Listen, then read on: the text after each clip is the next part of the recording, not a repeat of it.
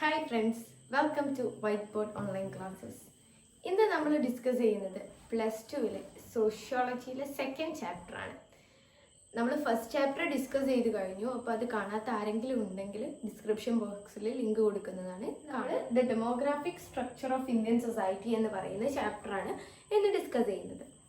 അപ്പോൾ നമുക്കറിയാം, സോഷ്യോളജിയും ഡെമോഗ്രഫിയുമായിട്ടൊരു direct relation തന്നെയുണ്ട്. അപ്പോൾ നമുക്ക് ഈ ചാപ്റ്ററിൽ കുറച്ച് കാര്യങ്ങളൊക്കെ പഠിക്കാനുണ്ട്. അപ്പോൾ എന്തൊക്കെ കാര്യങ്ങളാണ് പഠിക്കാനുള്ളതെന്ന് ഫസ്റ്റ് ഓഫ് ഓൾ നമുക്ക് നോക്കാം. എന്താണ് ഡെമോഗ്രഫി? ഡെമോഗ്രഫി 2 ടൈപ്പ് ഉണ്ട്, ഫോർമൽ ഡെമോഗ്രഫിയും സോഷ്യൽ ഡെമോഗ്രഫിയും. ഇവ എന്താണ് എന്നുള്ള കാര്യങ്ങളൊക്കെ നമുക്ക് പഠിക്കാറുണ്ട്. പിന്നെ ഡെമോഗ്രഫിയുമായി ബന്ധപ്പെട്ട് അല്ലെങ്കിൽ പോപ്പുലേഷനുമായി ബന്ധപ്പെട്ടുള്ള 2 തിയറീസ് ഉണ്ട്. മാൽത്തൂഷ്യൻ തിയറി ഓഫ് പോപ്പുലേഷനും തിയറി ഓഫ് ഡെമോഗ്രാഫിക് ട്രാൻസിഷനും ഉണ്ട്. ഇത് രണ്ടും എന്താണ്, അതാരാണ് ഇൻവെന്റ് ചെയ്തതെന്നുള്ള കാര്യങ്ങളൊക്കെയാണ് നമുക്ക് പഠിക്കാനുള്ളത്. പിന്നെ പോപ്പുലേഷൻ അല്ലെങ്കിൽ ഡെമോഗ്രഫിയുമായിട്ട് ബന്ധപ്പെട്ടിട്ടുള്ള കുറച്ച് കോമൺ കൺസെപ്റ്റുകളുണ്ട്. Crude birth rate, crude death rate, growth rate, age structure of population, fertility rate, mortality rate, maternal mortality rate, ageing of population, dependency ratio, sex ratio, life expectancy, അങ്ങനെ കുറേ കൺസെപ്റ്റുകളുണ്ട്. ഇപ്പോൾ കുറേ കൺസെപ്റ്റ് കണ്ടിട്ട് ആരും പേടിക്കണ്ട, വളരെ സിമ്പിൾ ആയിട്ടുള്ള കൺസെപ്റ്റുകളാണ്. പല കൺസെപ്റ്റുകളും നമുക്ക് പഠിക്കാനുണ്ട്, പക്ഷെ ഒക്കെ ചെറിയ ചെറിയ കൺസെപ്റ്റുകളാണ്, വളരെ സിമ്പിളായിട്ട് നമുക്ക് മനസ്സിലാക്കാൻ പറ്റുന്നതാണ്. പിന്നെ ഇന്ത്യൻ പോപ്പുലേഷൻ്റെ ഗ്രോത്തും സൈസും എങ്ങനെയൊക്കെയാണ്, അതേപോലെ തന്നെ ഇന്ത്യൻ പോപ്പുലേഷൻ്റെ ഏജ് സ്ട്രക്ചർ എങ്ങനെയൊക്കെയാണ്, ഏജ് പിരമിഡ് വെച്ചിട്ടൊക്കെ അത് എക്സാമ്പിളൊക്കെ ആയിട്ട് പറയുന്നുണ്ട്. പിന്നെ സെക്സ് റേഷ്യോ ഇന്ത്യയിൽ ഡിക്ലൈൻ ചെയ്യുന്നുണ്ട്, അതിൻ്റെ റീസൺസ് എന്തൊക്കെയാണ്, അതേപോലെ തന്നെ ലിറ്ററസി ഇന്ത്യയിൽ എങ്ങനെയാണുള്ളത്, റൂറൽ അർബൻ ഡിഫറൻസസ് ഇന്ത്യയിൽ എങ്ങനെയാണുള്ളത്, അതുപോലെ തന്നെ പോപ്പുലേഷൻ പോളിസി ഇന്ത്യയിൽ അഡോപ്റ്റ് ചെയ്തിട്ടുള്ളത് എന്തൊക്കെയാണ്. ഇത്രയും കാര്യങ്ങളാണ് നമ്മൾ ഈ ചാപ്റ്ററിൽ ഡിസ്കസ് ചെയ്യാൻ പോകുന്നത്. കുറച്ചധികം കാര്യങ്ങൾ പഠിക്കാനുണ്ടെങ്കിലും എല്ലാം സിമ്പിളായിട്ട് മനസ്സിലാക്കാൻ പറ്റുന്നത് തന്നെയാണ്. അപ്പോൾ നമുക്ക് ചാപ്റ്ററിലോട്ട് പോകാം. നമ്മൾ ഡെമോഗ്രഫിയെ കുറിച്ചാണ് പഠിക്കുന്നത് ഈ ചാപ്റ്ററിൽ. ഡെമോഗ്രഫി എന്ന് പറഞ്ഞാൽ പോപ്പുലേഷനുമായി റിലേറ്റഡ് ആണ്. ഡെമോഗ്രഫി എന്ന വേർഡ് ഡിറൈവ് ചെയ്ത് വന്നിട്ടുള്ളത് 2 ഗ്രീക്ക് വേർഡ് ആയിട്ടുള്ള ഡെമോസ് എന്നും ഗ്രാഫെയിൻ എന്ന് പറയുന്ന വേർഡ്സ് എന്നാണ്. ഡെമോസ് എന്ന് പറഞ്ഞാൽ പീപ്പിൾ എന്നും ഗ്രാഫെയിൻ എന്ന് പറഞ്ഞാൽ ഡിസ്ക്രൈബ് എന്നുമാണ് അർത്ഥം വരുന്നത്. അതായത് ജനങ്ങളെ ഡിസ്ക്രൈബ് ചെയ്യുക എന്നുള്ള രീതിയിലാണ് ഇതിൻ്റെ അർത്ഥം വരുന്നത്. സോഷ്യോളജിയുമായിട്ട് ക്ലോസ്ലി റിലേറ്റഡ് ആയിട്ടുള്ള ഒരു ഭാഗമാണ് ഡെമോഗ്രഫി എന്ന് പറയുന്നത്. ഡെമോഗ്രഫി 2 തരത്തിലാണുള്ളത്. ഒന്ന് ഫോർമൽ ഡെമോഗ്രഫിയും അതേപോലെ തന്നെ ഒന്ന് സോഷ്യൽ ഡെമോഗ്രഫിയും. ഫോർമൽ ഡെമോഗ്രഫി ഇതിൻ്റെ ക്വാണ്ടിറ്റേറ്റീവ് സൈഡാണ് നോക്കുന്നത്, അതായത് ഇതിൻ്റെ enumeration, counting, population counting, census തുടങ്ങിയ കാര്യങ്ങളൊക്കെ. എന്നാൽ സോഷ്യൽ ഡെമോഗ്രഫി എന്ന് പറഞ്ഞാൽ ഈ പോപ്പുലേഷൻ ഗ്രോത്ത് ഉണ്ടാവുന്നു, അതിന് കാരണങ്ങൾ, അങ്ങനെയുള്ള കാര്യങ്ങളൊക്കെയാണ്. പോപ്പുലേഷൻ എങ്ങനെയാണ് കൂടുന്നത്, എങ്ങനെയാണ് കുറയുന്നത്, ഇതിൻ്റെ കാരണങ്ങളും റീസൺസും ഒക്കെ നോക്കുന്ന ഭാഗത്തെയാണ് സോഷ്യൽ ഡെമോഗ്രഫി എന്ന് പറയുന്നത്. ഡെമോഗ്രഫി നമ്മൾ പറഞ്ഞു, ഈ ഫോർമൽ ഡെമോഗ്രഫി ഇതിൻ്റെ ക്വാണ്ടിറ്റേറ്റീവ് അല്ലെങ്കിൽ മാത്തമാറ്റിക്സ് സൈഡാണ്, പോപ്പുലേഷൻ കൗണ്ട് ചെയ്യുന്നുണ്ട് എന്നൊക്കെ. ഇപ്പം സെൻസസ് എല്ലാവർക്കും അറിയുന്ന ഒന്നാണ്. 10 ഇയേഴ്സിലും ഇന്ത്യയിൽ സെൻസസ് നടക്കുന്നുണ്ട്. സെൻസസ് എന്ന് പറഞ്ഞാൽ പോപ്പുലേഷനെ എന്യൂമറേറ്റ് ചെയ്യുന്ന അല്ലെങ്കിൽ കൗണ്ട് ചെയ്യുന്നതിനെയാണ് സെൻസസ് എന്ന് പറയുന്നത്. സെൻസസിൽ എവറി 10 ഇയർ ഇന്ത്യയിൽ സെൻസസ് നടക്കുന്നുണ്ട്. ഫസ്റ്റ് മോഡേൺ സെൻസസ് നടന്നിട്ടുള്ളത് 1790 അമേരിക്കയിലാണ്. ഇന്ത്യയിൽ സെൻസസ് സ്റ്റാർട്ട് ചെയ്തിട്ടുള്ളത് 1881 ഫസ്റ്റ് സെൻസസ് സ്റ്റാർട്ട് ചെയ്തിട്ടുള്ളത്. പിന്നെ എവറി 10 ഇയേഴ്സിലും ഇന്ത്യയിൽ സെൻസസ് നടക്കുന്നുണ്ട്. ഏറ്റവും ലാർജസ്റ്റ് സെൻസസ് നടത്തുന്ന രാജ്യം എന്ന് പറയുന്നത് ഇന്ത്യയാണ്. കാരണം ഏറ്റവും കൂടുതൽ പോപ്പുലേഷൻ ഉള്ള കൺട്രി ചൈനയാണെങ്കിലും അവിടെ ഒരു ഫ്രീക്വൻ്റ് ആയിട്ടുള്ള സെൻസസ് ഒന്നും നടക്കാത്തത് കൊണ്ട് തന്നെ ഇന്ത്യയാണ് ഏറ്റവും ലാർജസ്റ്റ് സെൻസസ് നടത്തുന്ന രാജ്യം. ഇത്രയും കാര്യങ്ങളാണ് ഡെമോഗ്രഫിയെ കുറിച്ചുള്ള ഒരു ഇൻട്രൊഡക്ഷനിൽ നമുക്ക് പറയാനുള്ളത്. ഇനി പോപ്പുലേഷനുമായിട്ട് ബന്ധപ്പെട്ടിട്ടുള്ള 2 തിയറിയാണ് നമ്മൾ പറയുന്നത്. ഒന്ന് മാൽത്തൂഷ്യൻ തിയറി ഓഫ് പോപ്പുലേഷനും അതേപോലെ തന്നെ തിയറി ഓഫ് ഡെമോഗ്രാഫിക് ട്രാൻസിഷനുമാണ്. ആദ്യം ഡിസ്കസ് ചെയ്യുന്ന തിയറി എന്ന് പറയുന്നത് മാൽത്തൂഷ്യൻ തിയറി ഓഫ് പോപ്പുലേഷൻ ആണ്. റോബർട്ട് തോമസ് മാൽത്യൂസ് ആണ് ഈ ഒരു തിയറി കൊണ്ടുവന്നിട്ടുള്ളത്. അദ്ദേഹത്തിന്റെ എസ്സേ ഓൺ പോപ്പുലേഷൻ എന്ന് പറയുന്ന ഒരു എസ്സേയിൽ 1798 ഇങ്ങനെ ഒരു തിയറി പ്രപ്പോസ് ചെയ്തിട്ടുള്ളത്. ഈ ഒരു തിയറി എന്ന് പറയുന്നത് സയന്റിഫിക്കലി പ്രൂവ്ഡ് ആയിട്ടുള്ള തിയറി ഒന്നുമല്ല, പക്ഷെ പോപ്പുലേഷനുമായി റിലേറ്റ് ചെയ്തിട്ട് ആദ്യം വന്നിട്ടുള്ള തിയറി എന്ന നിലക്കാണ് ഇത് നമുക്ക് പഠിക്കാനുള്ളത്. അപ്പോൾ ഫസ്റ്റ് ഓഫ് ഓൾ ഈ ഒരു തിയറിയിൽ പറയുന്ന കാര്യങ്ങൾ എന്തൊക്കെയാണെന്ന് നമുക്ക് നോക്കാം. അദ്ദേഹം പറയുന്നത് ഹ്യൂമൻ സബ്സിസ്റ്റൻസ് അല്ലെങ്കിൽ ഫുഡ് പോലെയുള്ള കാര്യങ്ങൾ ഗ്രോ ചെയ്യുന്നത് ഓൺലി അരിത്തമെറ്റിക്കൽ റേഷ്യോയിലാണ്. എന്നാൽ പോപ്പുലേഷൻ ഗ്രോത്ത് ചെയ്യുന്നത് ജിയോമെട്രിക്കൽ റേഷ്യോയിലാണ്. അതായത് ഫുഡൊക്കെ ഉൽപ്പാദിപ്പിക്കുന്നതിലുള്ള വളർച്ച 1, 2 അങ്ങനെ പോയിട്ട് അരിത്തമെറ്റിക്കൽ റേഷ്യോയിലാണെങ്കിലും ഹ്യൂമൻ പോപ്പുലേഷൻ ഗ്രോത്ത് ചെയ്യുന്നത് ജിയോമെട്രിക്കൽ റേഷ്യോയിൽ 2, 4 ആ ഒരു രീതിയിലാണ് വളർച്ച ഉണ്ടാകുന്നത്. അതുകൊണ്ട് തന്നെ ഇങ്ങനെ പോപ്പുലേഷൻ ഗ്രോത്ത് ഉണ്ടാകുന്നത് ഒരു മിസറബിൾ സിറ്റുവേഷനിലേക്ക് നയിക്കുമെന്നാണ് അദ്ദേഹം പറയുന്നത്. ഇങ്ങനെ പോപ്പുലേഷൻ ഗ്രോത്ത് കൺട്രോൾ ചെയ്യാൻ 2 മെത്തേഡ്സ് ആണ് അദ്ദേഹം പറയുന്നത്. ഒന്ന് പോസിറ്റീവ് ചെക്സും പ്രിവെന്റീവ് ചെക്സും. പ്രിവെന്റീവ് ചെക്സ് എന്ന് പറഞ്ഞാൽ നമ്മൾ കീപ്പിംഗ് സിലബസ്, അതായത് സന്യാസം സ്വീകരിക്കുക, അതേപോലെ തന്നെ മാരേജ് ഒക്കെ പോസ്റ്റ്പോൺ ചെയ്യുക, നീട്ടിവെക്കുക. അതുപോലെ ഇനി പോസിറ്റീവ് ചെക്സ് ആയിട്ട് നാച്ചുറൽ കലാമിറ്റീസ്, പിന്നെ അതുപോലെ തന്നെ കൊറോണ പോലെയുള്ള ഇങ്ങനെ സ്പ്രെഡ് ആവുന്ന ഡിസീസസ് ഒക്കെ വന്നിട്ട് ആളുകൾ മരിക്കുക, ഡെത്ത് സംഭവിക്കുക, ഇങ്ങനെയുള്ള ഇതാണ് പോസിറ്റീവ് ചെക്സ്. ഇങ്ങനെ 2 പോസിറ്റീവ് ആൻഡ് പ്രിവെന്റീവ് ചെക്സ് ആണ് അദ്ദേഹം ഇതിനൊരു റെമഡി ആയിട്ട് പറയുന്നത്.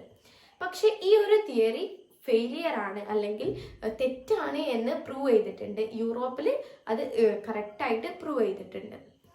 പോപ്പുലേഷൻ ഗ്രോത്ത് നമുക്ക് പാൻഡമിക് ഒക്കെ വന്നു കഴിഞ്ഞാൽ നമുക്ക് കൺട്രോൾ ചെയ്യാൻ പറ്റും. പിന്നെ നല്ലൊരു പോപ്പുലേഷൻ പ്ലാനിങ്ങും കാര്യങ്ങളൊക്കെ കൊണ്ടുവന്നാലും മതി. അതുപോലെ തന്നെ ഗ്രീൻ റെവല്യൂഷൻ വന്നതോട് കൂടിയിട്ട് പോപ്പുലേഷനേക്കാൾ കൂടുതൽ നമുക്ക് അഗ്രികൾച്ചറൽ പ്രോഡക്റ്റ്, ഫുഡ് പ്രോഡക്റ്റ് ഉണ്ടാക്കാനും പോവേർട്ടി ഓവർകം ചെയ്യാനും പറ്റിയിട്ടുണ്ട്. ഇനി നമ്മൾ ഒരു മനുഷ്യനെ ഫീഡിങ്ങിന് മാത്രമല്ല അദ്ദേഹത്തെ വർക്കിംഗ് ഹാൻഡ് കൂടിയായിട്ട് കാണണം. എങ്കിൽ നമുക്ക് ഇത് കൂടുതൽ പ്രൊഡക്റ്റീവായിട്ട് നമുക്ക് കാണാൻ പറ്റുമെന്ന് കമ്മ്യൂണിസ്റ്റ് ഐഡിയോളജി ഉള്ള ആളുകൾ അവകാശപ്പെടുകയും ചെയ്തു. അപ്പോൾ ഈ ഒരു തിയറി കംപ്ലീറ്റ്ലി ഫെയിലിയർ ആയിട്ടാണ് പിന്നീട് പ്രൂവ് ചെയ്തിട്ടുള്ളത്. അടുത്തതായിട്ട് the theory of demographic transition ആണ് നമ്മൾ പറയുന്നത്. ഈ തിയറി പ്രകാരം എല്ലാ എക്കണോമിക് ആക്ടിവിറ്റീസും പോപ്പുലേഷൻ ഗ്രോത്തുമായിട്ട് ലിങ്ക്ഡ് ആയിട്ടാണെന്നാണ് പറയുന്നത്. പോപ്പുലേഷൻ ഗ്രോത്തിന് 3 സ്റ്റേജസ് ആയിട്ടാണ് പറയുന്നത്. ഫസ്റ്റ് സ്റ്റേജ് എന്ന് പറയുന്നത് അണ്ടർ ഡെവലപ്ഡ് സ്റ്റേജ് ആയിരിക്കും. സെക്കൻഡ് സ്റ്റേജ് ഡെവലപ്പിംഗ് സ്റ്റേജ് ആയിരിക്കും. അതുപോലെ തന്നെ തേർഡ് സ്റ്റേജ് ഡെവലപ്ഡ് സ്റ്റേജ് ആണ്. ഓക്കെ, അപ്പോൾ നമുക്ക് നോക്കാം ഓരോ സ്റ്റേജിലും എന്തൊക്കെ കാര്യങ്ങളാണ് നടക്കുന്നത്.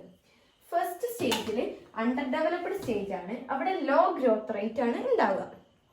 കാരണം ബർത്ത് റേറ്റും കൂടുതലാണ്, അതേപോലെ തന്നെ ഡെത്ത് റേറ്റും കൂടുതലാണ്.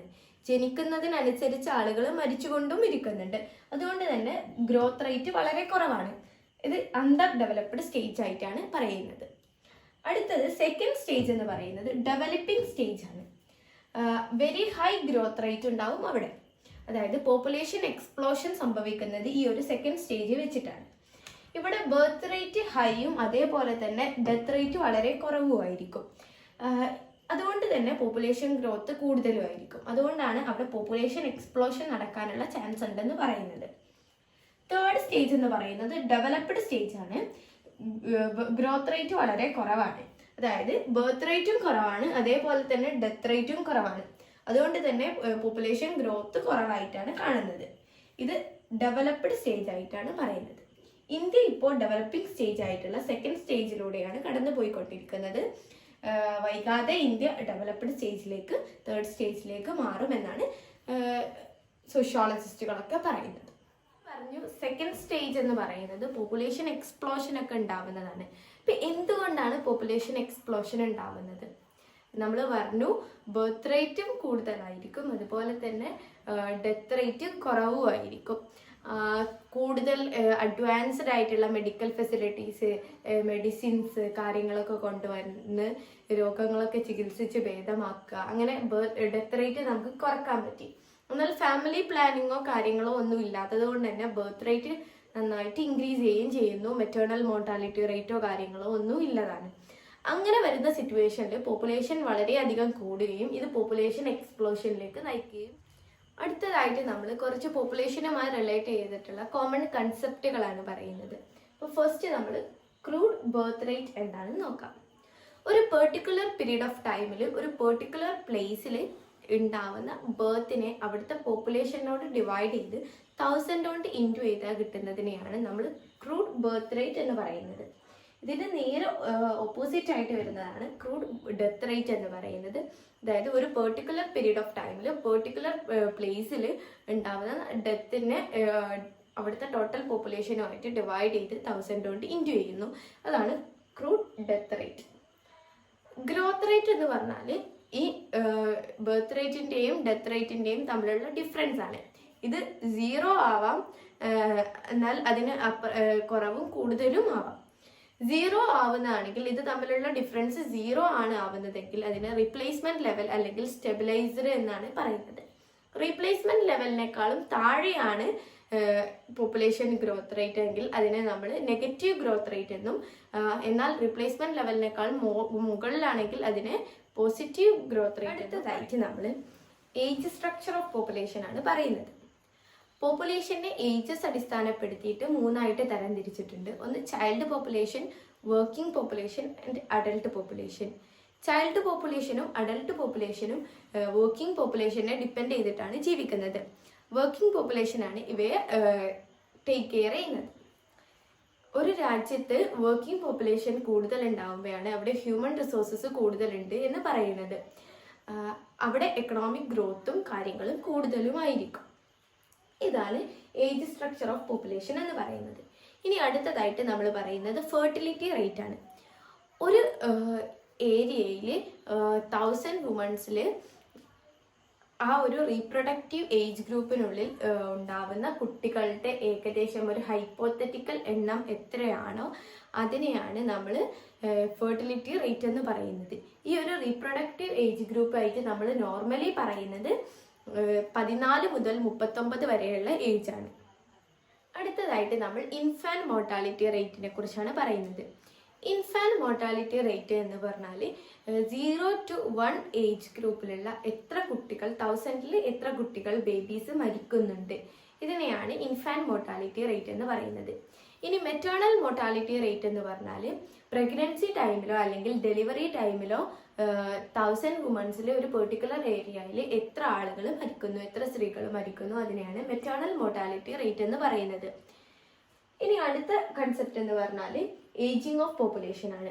അതായത് അഡൾട്ട് പോപ്പുലേഷൻ ഇൻക്രീസ് ചെയ്യുന്നതിനെയാണ് ഏജിങ് ഓഫ് പോപ്പുലേഷൻ എന്ന് പറയുന്നത്. ഒരു രാജ്യത്ത് അഡൾട്ട് പോപ്പുലേഷൻ വർക്കിംഗ് പോപ്പുലേഷനേക്കാൾ കൂടുതലാണെങ്കിൽ അവിടെ പോപ്പുലേഷൻ ഏജിങ് ആണ് ഉണ്ടായത് എന്ന് നമുക്ക് പറയാൻ പറ്റും. അടുത്തതായിട്ട് ഡിപ്പെൻഡൻസി റേഷ്യോ ആണ്. ഇതേ കൺസെപ്റ്റ് തന്നെയാണ്. അതായത് വർക്കിംഗ് പോപ്പുലേഷനെ ഡിപ്പെൻഡ് ചെയ്ത് ജീവിക്കുന്ന ആളുകളുടെ എണ്ണം കൂടുകയാണ്. അതായത് ചൈൽഡ് പോപ്പുലേഷനും അഡൽട്ട് പോപ്പുലേഷനും കൂടുകയും വർക്കിംഗ് പോപ്പുലേഷൻ കുറയുകയും ചെയ്യുന്ന സിറ്റുവേഷനിൽ ഡിപ്പെൻഡൻസി റേഷ്യോ കൂടുതലായിരിക്കും. അപ്പം വർക്കിംഗ് പോപ്പുലേഷനെ ഡിപ്പെൻഡ് ചെയ്ത് ജീവിക്കുന്ന ആളുകളുടെ റേഷ്യോനെയാണ് നമ്മൾ ഡിപ്പെൻഡൻസി റേഷ്യോ എന്ന് പറയുന്നത്. ഇനി സെക്സ് റേഷ്യോ ആണ് നമ്മൾ പറയുന്നത്. സെക്സ് റേഷ്യോ എന്ന് പറഞ്ഞാൽ 1000 മെയിൽസിന് എത്ര ഫീമെയിൽസ് ഉണ്ടോ ഇതിനെയാണ് നമ്മൾ സെക്സ് റേഷ്യോ എന്ന് പറയുന്നത്. എക്സ്പെക്റ്റൻസി എന്ന് പറഞ്ഞാൽ ഒരു പേഴ്സൺ ആവറേജ് എത്ര വർഷം വരെ ജീവിക്കുമെന്ന് പറയുന്നതിനെയാണ് ലൈഫ് എക്സ്പെക്റ്റൻസി എന്ന് പറയുന്നത്. ഒരു രാജ്യത്തിൻ്റെ എക്കണോമിക് കണ്ടീഷൻ ഈ ലൈഫ് എക്സ്പെക്റ്റൻസിയുമായിട്ട് ഡയറക്ട്ലി പ്രൊപ്പോർഷണൽ ആണ്. അതുപോലെ തന്നെ അടുത്തതായിട്ട് പോപ്പുലേഷൻ പ്രൊജക്ഷൻ എന്നാണ് പറയുന്നത്. പോപ്പുലേഷൻ പ്രൊജക്ഷൻ എന്ന് പറഞ്ഞാൽ ഒരു രാജ്യത്തിൽ അടുത്ത 10 ഇയേഴ്സിൽ ഉണ്ടാവുന്ന സിറ്റുവേഷൻ, പോപ്പുലേഷനിൽ ഉണ്ടാവുന്ന സിറ്റുവേഷൻ എങ്ങനെയായിരിക്കുമെന്ന് പ്രൊജക്റ്റ് ചെയ്യുന്നതിനെയാണ് പോപ്പുലേഷൻ പ്രൊജക്ഷൻ എന്ന് പറയുന്നത്. അപ്പം നമ്മൾ പോപ്പുലേഷനുമായി ബന്ധപ്പെട്ടിട്ടുള്ള കോമൺ കൺസെപ്റ്റുകളൊക്കെ ഡിസ്കസ് ചെയ്ത് കഴിഞ്ഞു. ഇനി ഇന്ത്യൻ പോപ്പുലേഷൻ്റെ സൈസും അതിൻ്റെ ഗ്രോത്തും എങ്ങനെയാണെന്നാണ് നമ്മൾ പറയാൻ പോകുന്നത്. ഇന്ത്യ എന്ന് പറയുന്ന രാജ്യം സെക്കൻഡ് മോസ്റ്റ് പോപ്പുലേറ്റഡ് കൺട്രിയാണ്. ഫസ്റ്റ് ഏറ്റവും വലിയ പോപ്പുലേഷൻ ഉള്ള രാജ്യം എന്ന് പറയുന്നത് ചൈനയാണ്. എന്നാൽ സെക്കൻഡ് മോസ്റ്റ് പോപ്പുലേറ്റഡ് കൺട്രി ഇന്ത്യയാണ്. വൈകാതെ തന്നെ ഇന്ത്യ ചൈനയെക്കാളും കൂടുതൽ പോപ്പുലേറ്റഡ് ആയിട്ടുള്ള ഒരു കൺട്രി ആയിട്ട് മാറും എന്നാണ് കണക്കുകൾ പറയുന്നത്. ഇന്ത്യയിലെ പോപ്പുലേഷൻ ഗ്രോത്ത് ഒരേപോലെ ഒരേ ലെവലിലൊന്നുമല്ല പോകുന്നത്. അപ്പം അതിലുണ്ടാകുന്ന ചെറിയ ചേഞ്ചസ് ഒക്കെ നമുക്കിവിടെ കാണിച്ചു തരാം. 1901 മുതൽ 1951 വരെയുള്ള കാലഘട്ടത്തിൽ 1.33% ആണ് പോപ്പുലേഷൻ ഗ്രോത്ത് ഉണ്ടായത്. അത് ആവറേജ് ഗ്രോത്ത് റേറ്റ് ആണ് ഉള്ളത്. എന്നാൽ 1911 മുതൽ 1921 വരെയുള്ള കാലഘട്ടത്തിൽ 0.33% അഥവാ നെഗറ്റീവ് ഗ്രോത്ത് റേറ്റ് ആണ് കാണപ്പെട്ടിട്ടുള്ളത്. 1961 മുതൽ 1981 വരെയുള്ള കാലഘട്ടത്തിൽ 2.2% ഇൻക്രീസ്ഡ് ഗ്രോത്ത് റേറ്റ് ആണ് ഉണ്ടായിരുന്നത്. ഇതിൽ നമുക്കറിയാം 1921 കാലഘട്ടത്തിൽ നെഗറ്റീവ് ഗ്രോത്ത് റേറ്റ് ആണ് റിപ്പോർട്ട് ചെയ്യപ്പെട്ടിട്ടുള്ളത്. 1921 അതുകൊണ്ട് തന്നെ ഇയർ ഓഫ് ഗ്രേറ്റ് ഡിവൈഡ് എന്നാണ് പറയപ്പെടുന്നത്. അതായത് ഏറ്റവും കൂടുതൽ പോപ്പുലേഷൻ കുറഞ്ഞിട്ടുള്ളത് ഈ ഒരു വർഷത്തിലാണ്. ഇന്ത്യയിൽ ഇതിനു മുമ്പ് ഇത്രയും ഒരു പോപ്പുലേഷൻ നെഗറ്റീവ് ഗ്രോത്ത് റേറ്റ് അനുഭവപ്പെട്ടിട്ടില്ല. 1951 ഒരു ആവറേജ് പോപ്പുലേഷൻ ഗ്രോത്ത് റേറ്റ് ആണ് ഈ ഒരു 1901 മുതൽ 51 വരെയുള്ള കാലഘട്ടത്തിൽ കണ്ട് എന്ന് പറയുന്നത്.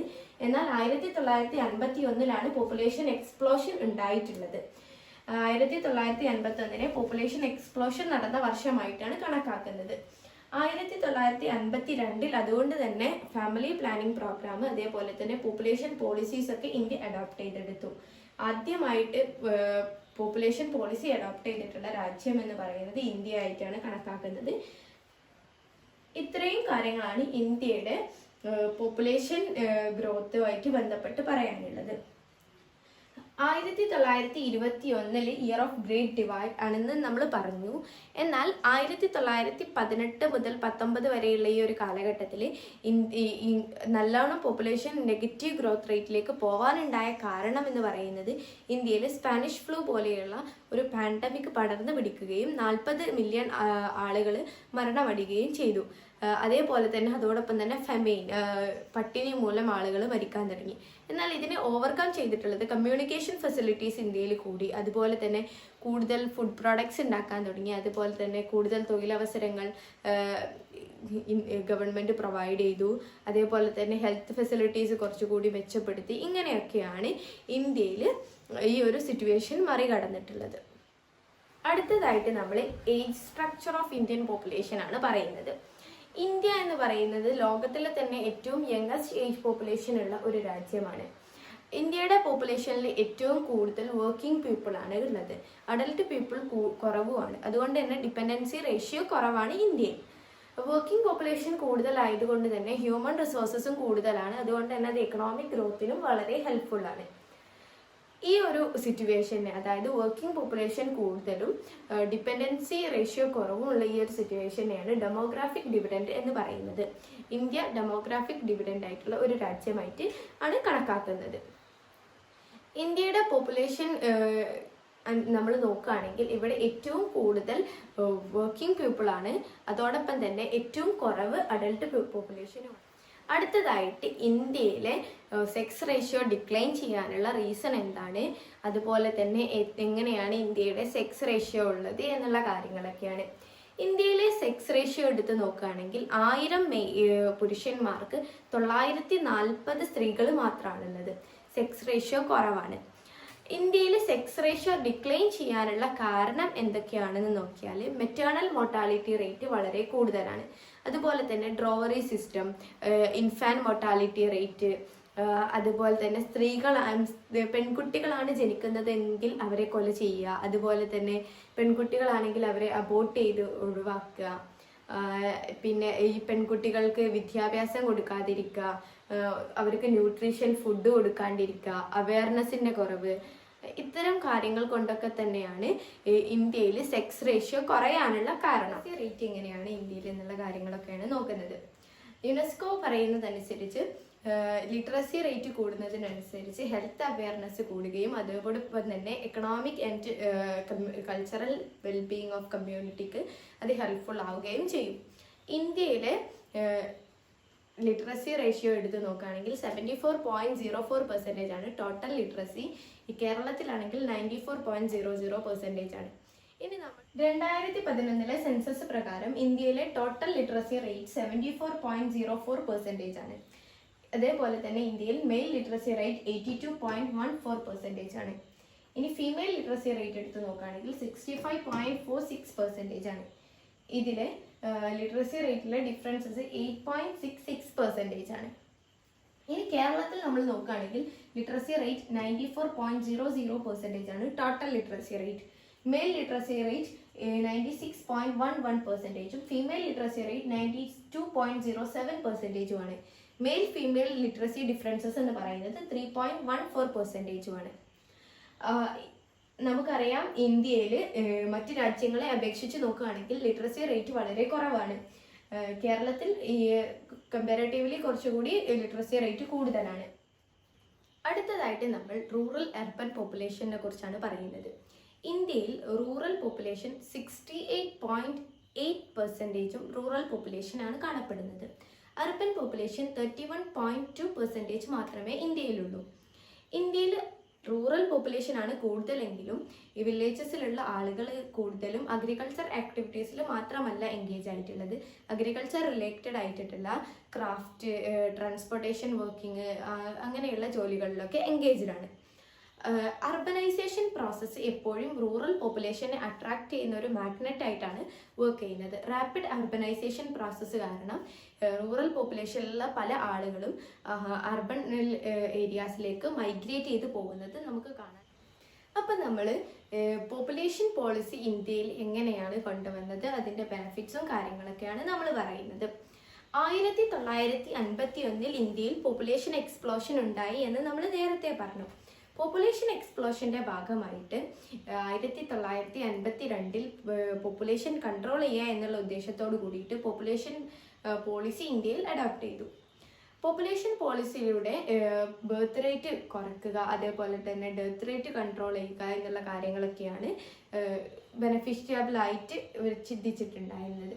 ഇതിൻ്റെ ഭാഗമായിട്ട് ഫാമിലി പ്ലാനിങ് പ്രോഗ്രാംസ് ഒക്കെ ഇന്ത്യയിൽ ഇൻട്രൊഡ്യൂസ് ചെയ്തു.